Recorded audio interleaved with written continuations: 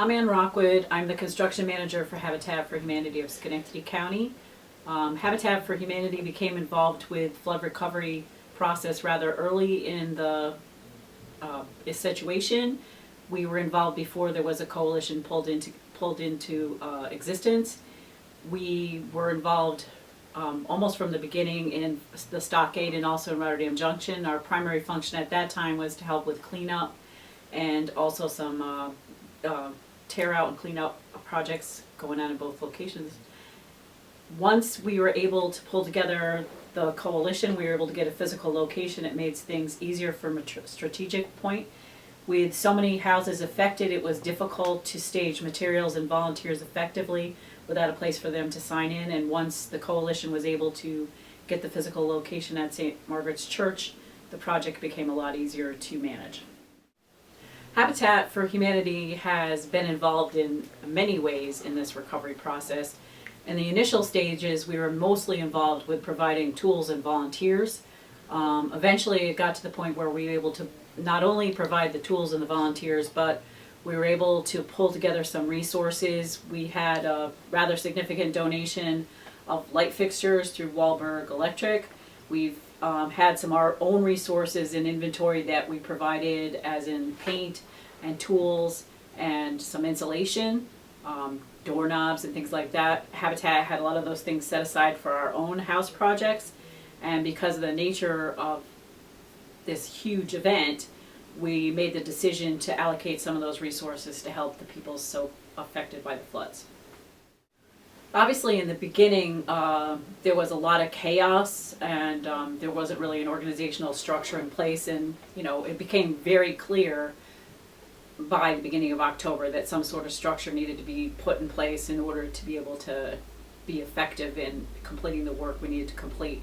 And most of the things that were learned through this project were things that have been learned elsewhere when disasters have struck, that you end up in the beginning having a lot of spontaneous volunteers and donations, but sometimes those are not used as effectively as needed, or they aren't what is needed. It's just that people are doing everything they can to help, and sometimes well-intentioned assistance isn't as effective as you'd like it to be. But once the structure was in place, things became a lot easier in terms of getting projects done, and at this point I believe we've worked on over 60 houses.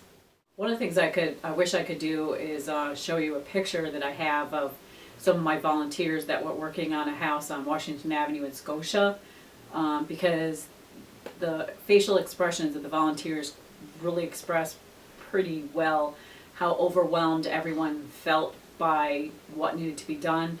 In the beginning, some of the homeowners just couldn't make a decision because about anything. They had to be kind of like guided through the process because they were so overwhelmed and so emotionally overwrought by having lost virtually everything that they owned, including not just furnaces and things like that, but all their memories and all their pictures. All that was gone, and some of the homeowners were just frozen, and you had to take them by the hand to get them to the point where they could make the decisions that needed to be done to make progress with the house. The house on Washington Avenue was led by a really dear friend of mine, Hannah Mulholland, who has moved back to Europe. But she basically, and I think this happened with a lot of the other homeowners as well, is that she became their partner in helping them to make the decisions. Two of the volunteers that I had working in the house in the beginning, one of them was wearing a Katrina relief sweatshirt, and the picture shows that in the background, and that really kind of brought it home to me what situation we were in.